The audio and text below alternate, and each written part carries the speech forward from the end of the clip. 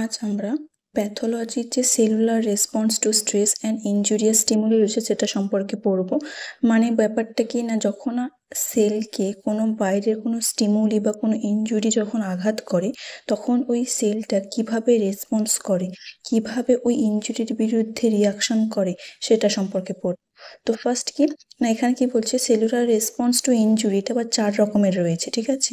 মানে কি কিভাবে স্টিমুলাস বা ইনজুরিটা আঘাত করছে তার নেচারের উপর ডিপেন্ড করে এই রেসপন্সটা মেইনলি 4 ধরনের হয়। কি কি না, সেলুলার অ্যাডাপ্টেশন, সেল ইনজুরি যার মধ্যে রিভার্সিবল সেল ইনজুরি রয়েছে অ্যান্ড ইরিভার্সিবল সেল ইনজুরি রয়েছে, দেন কি intracellular accumulation and pathologic calcification, ঠিক আছে। তো আজ আমরা এই 4টের মধ্যে ফার্স্ট কি সেলুলার অ্যাডাপ্টেশন সম্পর্কে পড়ব, নেক্সট ভিডিওতে আমরা এই বাকি 3টে সম্পর্কে আলোচনা করব, ঠিক আছে। ফার্স্ট কি সেলুলার অ্যাডাপ্টেশন। এই সেলুলার অ্যাডাপ্টেশন মানেটা কি? কথাটার মানে হচ্ছে যে সেল কিভাবে ওই ইনজুরিটাকে বা ওই স্টিমুলাসের প্রতি অ্যাডাপ্ট করছে, কিভাবে নিজের কিছু চেঞ্জেসের মাধ্যমে ওই ইনজুরি বা স্টিমুলাসের প্রতি নিজে থেকে কি অ্যাডাপ্টেশন করছে, তাকে বলা হয় সেলুলার অ্যাডাপ্টেশন। কি বলছে না, যখন কোনো সেল কোনো প্যাথোলজিক্যাল স্টিমুলি বা কোনো ইনজুরির প্রতি এক্সপোজড হয় তখন সেই সেলের কি করে না, কিছু মেটাবলিক চেঞ্জেসের মধ্য দিয়ে যায়। সেই মেটাবলিক চেঞ্জেসগুলোকে কি বলছে, সেল স্ট্রেস বলছে। মানে কোনো হিউম্যান বিং ধরো, কোনো মানে সেলের জায়গায় ধরো হিউম্যান বিং, কোনো হিউম্যান বিংয়ে যদি কোনো প্যাথোলজিক্যাল স্টিমুলি বা কোনো ইনজুরি আঘাত করে তখন সেই সেই পার্সনটার মধ্য দিয়েও কিছু মেটাবলিক চেঞ্জেসগুলো হয়, কিছু ব্লাড বেরোচ্ছে, তার সে হয়তো জ্ঞান হারিয়ে ফেলছে বা এরকম সমস্ত জিনিসগুলো হয়। তাহলে সেটাকে যখন তার ক্ষেত্রে স্ট্রেস বলা হচ্ছে, কারণ সে প্রচণ্ড ভয় পেয়ে যাচ্ছে, স্ট্রেস হচ্ছে এরকম। তেমনই একটা সেল যখন কিছু প্যাথোলজিক্যাল স্টিমুলি বা ইনজুরির প্রতি এক্সপোজড হয় তখন সে কিছু মেটাবলিক চেঞ্জেসের মধ্য দিয়ে যায়, যাকে বলা হচ্ছে সেল স্ট্রেস, ঠিক আছে। এবার এই সেলটা এই যে অ্যাডাপ্টেশনগুলো করে, অ্যাডাপ্টেশনগুলো কিভাবে করে না, কিছু ধরো ড্যামেজ মানে এই অ্যাডাপ্টেশনগুলো কেন করে? এই অ্যাডাপ্টেশনগুলো করে কারণ সেই স্টিমুলি বা ওই ইনজুরিটাকে ড্যামেজ করতে চাইছে, যেটা তাকে সেলটাকে আঘাত করছে, সেই স্টিমুলি বা সেই ইনজুরিটাকে ড্যামেজ করার চেষ্টা করছে, যার ফলে সে অ্যাচিভ করতে পারে কি একটা নিউ স্টেডি অল্টার স্টেটটাকে অ্যাচিভ করতে পারে।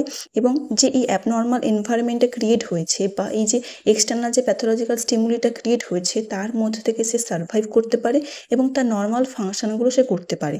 সেই জন্য কি করে না, মেনলি সেলটা অ্যাডাপ্টেশনটা করে। এবার এই যে জিনিসগুলো করবে কিভাবে, সেলটা যে অ্যাডাপ্টেশন করবে কিভাবে না, সেই সেলটা অ্যাডাপ্টেশন করবে বিভিন্ন ধরো সে চেঞ্জেস ইন দ্য সাইজ, মানে সেই সেলের সাইজটাকে চেঞ্জ করার মাধ্যমে, সেলের নাম্বারটাকে চেঞ্জ করার মাধ্যমে, বা যে এফেক্টেড টিস্যুগুলো রয়েছে সেটাকে ডিফারেন্সিয়েট করে, সেটাকে অল্টারেশন করে, এইভাবেই করে সেলটা অ্যাডাপ্টেশন করে, যার মাধ্যমেই সে একটা স্টেডি স্টেট অ্যাচিভ করতে পারে, সার্ভাইভ করতে পারে, নর্মাল ফাংশনগুলোকে ডেভেলপ করতে পারে, ঠিক আছে। এটাই মেনলি সেলুলার অ্যাডাপ্টেশন, ঠিক আছে।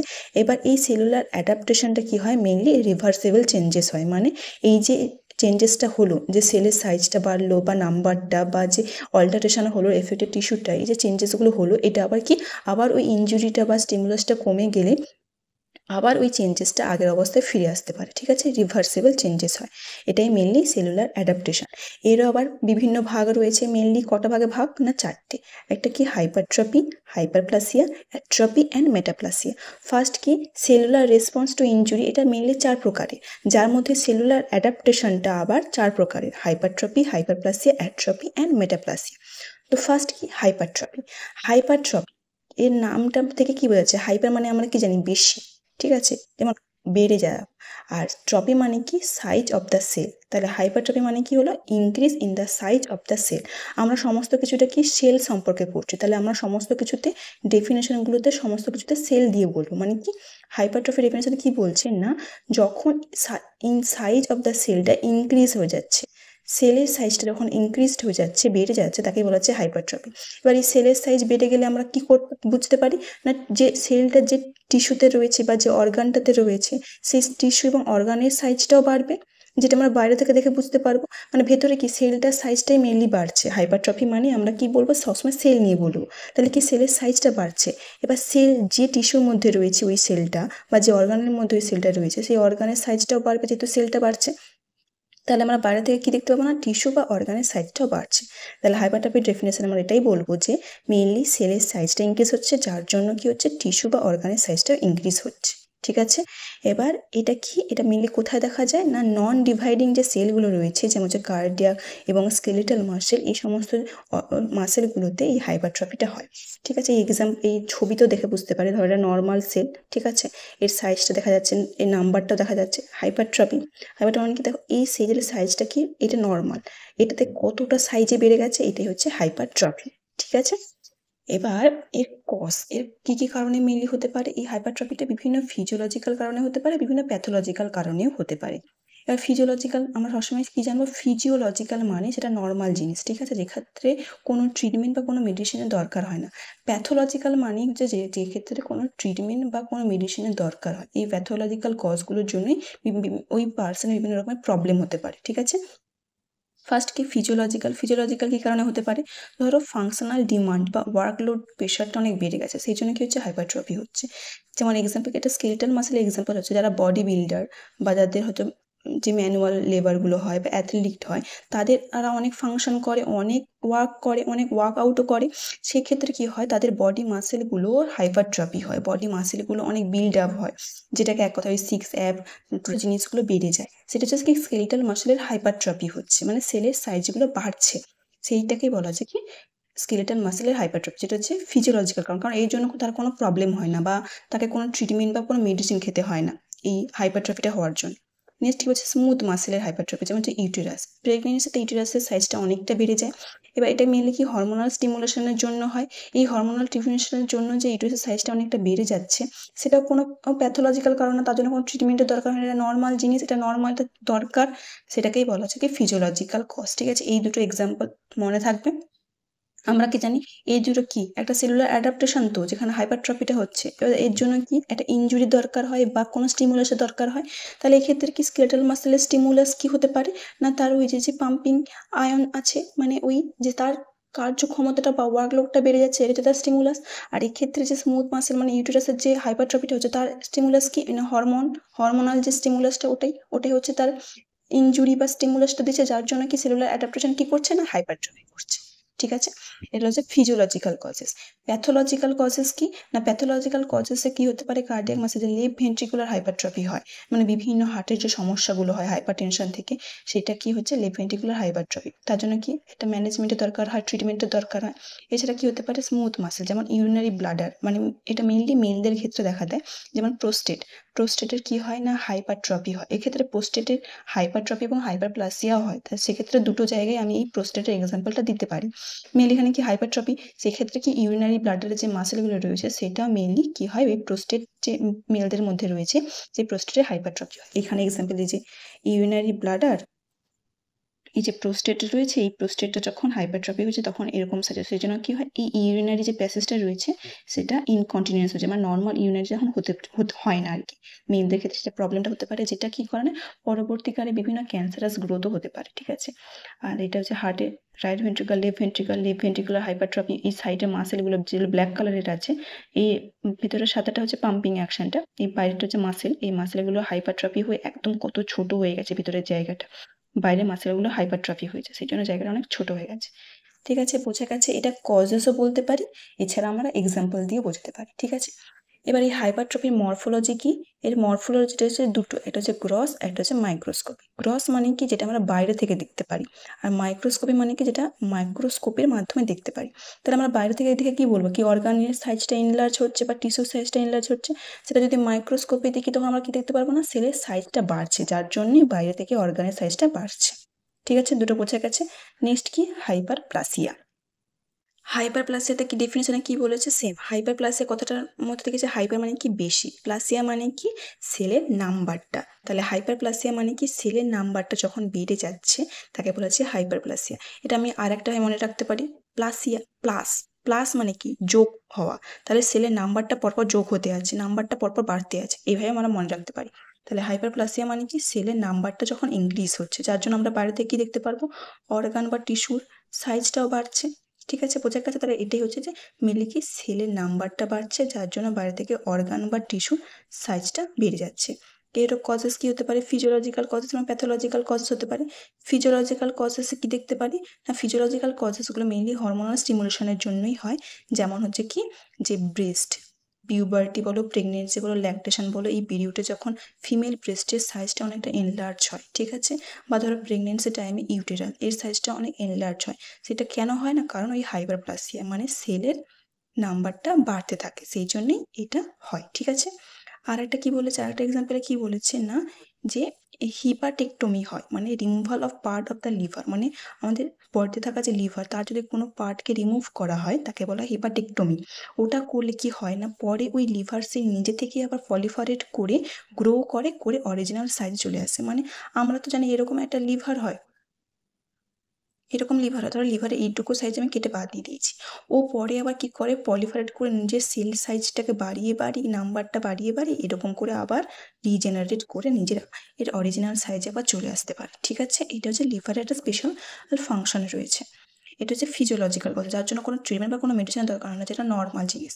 আর প্যাথোলজিক্যাল কজেস কেন, এটা মেনলি কি হয়, এটা মেনলি হরমোনাল স্টিমুলেশনের জন্য হয়। এখানেও প্যাথোলজিক্যাল কজেসেও মেনলি হরমোনাল স্টিমুলেশনের জন্য হয়, কিন্তু কি না এক্সেসিভ এন্ডোক্রাইন স্টিমুলেশনের জন্যই মেনলি এটা হয়। যেমন কি এন্ডোমেট্রিয়াল হাইপারপ্লাসিয়া, মানে যে এন্ডোমেট্রিয়াম যে লেয়ার রয়েছে ইউটেরাসে, সেই এন্ডোমেট্রিয়াম লেয়ারে যদি হাইপারপ্লাসিয়া হয়, বা মেলদের মধ্যে যে প্রোস্টেট গ্ল্যান্ডটা রয়েছে, সেই প্রোস্টেট গ্ল্যান্ডে যদি হাইপারপ্লাসিয়া হয়, তাহলে সেক্ষেত্রে সেটা একটা ট্রিটমেন্ট, মানে সেক্ষেত্রে একটা ডিজিজ কন্ডিশন ক্রিয়েট হতে পারে, যেটা পরবর্তীকালে কি হতে পারে না ক্যান্সারাস গ্রোথ করতে পারে, যেটা ক্ষেত্রে কি এন্ডোমেট্রিয়াম ক্যান্সার হতে পারে, এই সমস্ত জিনিসগুলো হয়। তাহলে সেই জন্য এই প্যাথোলজিক্যাল কজেসের একটা ভাইটাল জিনিস, যার জন্য মেনলি ট্রিটমেন্ট বা ম্যানেজমেন্টের দরকার হয়, ঠিক আছে, বোঝা গেছে।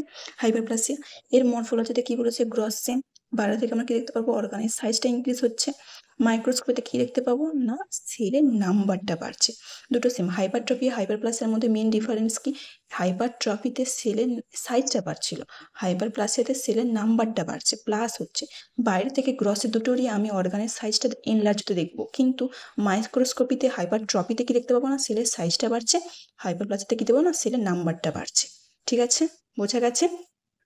থার্ড ওয়ান কি অ্যাট্রোপি।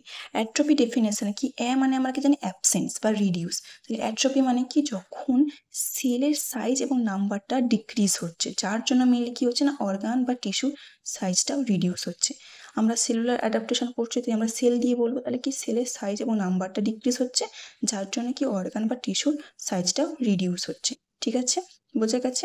এর কজেসও সেম, ফিজিওলজিক্যাল কজ এবং প্যাথোলজিক্যাল কজেস।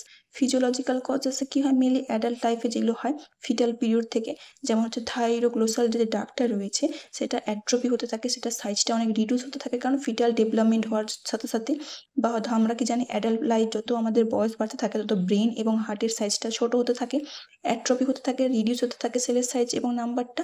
এটা নর্মাল জিনিস, এটাতে কোনো প্রবলেম হয় না বা কোনো ট্রিটমেন্টের দরকার হয় না, তাই এটা ফিজিওলজিক্যাল। প্যাথোলজিক্যালে কি বলেছে, কি জানি আমরা যখন একটা ফ্র্যাকচার হয় আমাদের কোনো লিম্বে, আপার লিম্ব বা লোয়ার লিম্ব, তখন যখন প্রলং রেস্ট হয়, বা ধরো প্লাস্টার ক্লাস্ট করা হয়েছে, ইমোবিলাইজ রয়েছে, তাহলে ওই প্লাস্টার কাস্টটা খোলার পর দেখবে ওই জায়গাটা অনেক সরু হয়ে যায়, মানে যেখানে প্লাস্টার ক্লাস করা নেই সেখানে যতটা আমাদের এর জায়গাটা যেমনটা রয়েছে তার থেকে প্লাস্টার ক্লাস করা যেখানে জায়গাটা রয়েছে সেটা অনেকটা সরু হয়ে যায়, মানে ওই জায়গায় সেলের সাইজ এবং নাম্বারটা রিডিউস হয়ে গেছে। পরে আবার প্লাস্টার ক্লাস্ট খোলার পরে অনেক দিন রাখার পরে ওটা আবার রিভার্ট ব্যাক করে যায়, মানে এগুলো সবই রিভার্সিবল সেলুলার অ্যাডাপ্টেশন, ঠিক আছে, বোঝা গেছে। আরও এক্সাম্পল রয়েছে এর এর ক্ষেত্রে কি, এর ক্ষেত্রে কিছু জেনারেলাইজ রয়েছে, মানে ধরো যেমন আর একটা এক্সাম্পল হচ্ছে প্রোটিন ক্যালোরি ম্যাল নিউট্রিশনের ক্ষেত্রেও, প্রোটিন ক্যালোরি যদি ইনটেক না করি তাহলে সেক্ষেত্রে চাইল্ডের বডি স্ট্রাকচার বলো অনেকটা যা নর্মাল বিএমআই থেকে অনেকটা কমে যায়, বা চাইল্ডটাকে অনেক রোগা দেখতে লাগে, সেটাই। এর মরফোলজিতে কি বলছে, গ্রস আমরা বাইরে থেকে কি দেখতে পাবো, অর্গানের সাইজটা বা টিস্যু সাইজটা অনেক স্মল লাগছে, মাইক্রোস্কোপিতে কি দেখতে পাবো না সেলুলার যে নাম্বার এবং সাইজটা ওটা অনেক কমে গেছে, ঠিক আছে, এটাই হচ্ছে কি অ্যাট্রোপি। লাস্ট কি মেটাপ্লাসিয়া। মেটাপ্লাসিয়া মানে কি বলছে, এটা একটা রিভার্সিবল চেঞ্জেস, যেখানে কি হচ্ছে একটা অ্যাডাল্ট সেল, মানে ধরো এপিথেলিয়াম বা মেসেনকাইমাল সেল যখন আরেকটা অ্যাডাল্ট সেলে ট্রান্সফার হয়ে যায়, মানে ধরো এপিথেলিয়াম সেল ছিল, সেটাকে বাইরে থেকে কোনো ইনজুরি আঘাত পাওয়ার জন্য সেটা কি করছে অন্য সেলে ট্রান্সফার হয়ে যাচ্ছে, নিজে থেকে অ্যাডাপ্টেশন করে নিচ্ছে, যেটা আবার পরবর্তীকালে ওই ইনজুরি যখন কমে যায় তখন ওই আবার আগের সেলে ফিরে চলে আসে, এটাই হচ্ছে মেটাপ্লাসিয়া, মানে কি অল্টারেশন হচ্ছে সেল, একটা অ্যাডাল্ট সেল থেকে আরেকটা অ্যাডাল্ট সেলে অল্টারেশন হচ্ছে। এক্ষেত্রেও কি দুটো টাইপ রয়েছে, একটা হচ্ছে এপিথেলিয়াম আর একটা হচ্ছে মেসেনকাইমাল মেটাপ্লাসিয়া।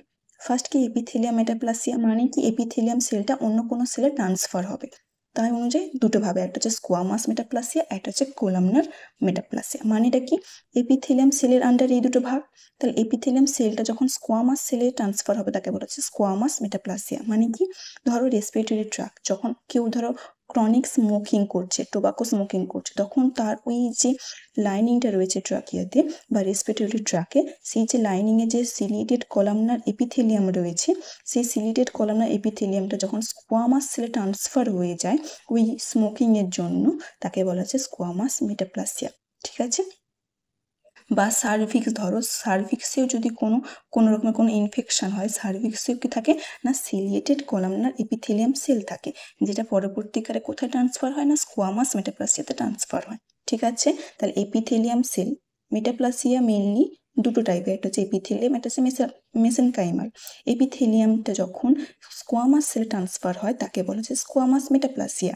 ঠিক আছে? যার মধ্যে দুটো এক্সাম্পল, একটা হচ্ছে রেসপিরেটরি ট্র্যাক্ট আর একটা হচ্ছে সার্ভিক্স। এবার এই এপিথেলিয়াম সেল যখন কোলামনারে ট্রান্সফার হয় তখন কোলামনার মেটাপ্লাসিয়া, যেখানে হচ্ছে ব্যারেন্ট এসোফেগাস। মানে ওটা কখন হয়, যখন আমরা জানি এসোফেগাসের সাথে কি স্টোমাকটা কানেক্টেড থাকে, স্টোমাকে বিভিন্ন অ্যাসিডগুলো থাকে, সেই এই অ্যাসিড বা এই সিল যখন আমার মানে জিইআরডি যে গ্যাস্ট্রিক রিফ্লাক্সটা হয়, রিফ্লাক্সের যে ডিজিজগুলো হয়, গ্যাস্ট্রো এসোফেগাল রিফ্লাক্স ডিজিজ, ওই ডিজিজের জন্য বারবার অ্যাসিড যাওয়ার জন্য ওই জায়গাটা কি হয়, ওই জায়গাটা ওই ইনজুরিটার জন্য কি হয় এপিথেলিয়াম সেলটা থেকে কোলামনার সেলে ট্রান্সফার হয়, তাকেই বলা হচ্ছে ভ্যারিয়েন্ট এসোফেগাস। ঠিক আছে? আর একটা কি হতে পারে, আর একটা ওই যে সেকেন্ড এপিথেলিয়াম মেটাপ্লাসিয়া বললাম, আর সেকেন্ড ওয়ান কি কানেকটিভ টিস্যু মেটাপ্লাসিয়া বা ওসিয়াস মেটাপ্লাসিয়া। মানে যখন কোনো সেল স্ট্রাকচার থেকে যখন একটা বনি ফর্মিং সেলে ট্রান্সফার হয়, মানে একটা ম্যাচিওর বোন ক্রিয়েট হয়, ওই ইনজুরির জন্য একটা ম্যাচিওর বোন ট্রান্সফার হয়, তাকে বলে ওসিয়াস মেটাপ্লাসিয়া। যেখানে কি হচ্ছে ওই ইনজুরির সাইডসটাতে একটা বোন তৈরি হচ্ছে, বনি ফর্মিং সেল তৈরি হচ্ছে, তাকে বলা হচ্ছে ওসিয়াস মেটাপ্লাসিয়া। যখন এটা মাসেলে তৈরি হয়, বোন ফর্মেশন যে সেলটা যখন মাসেলে ক্রিয়েট হয় তাকে বলা হয় মায়োসাইটিস ওসিফিকেশন।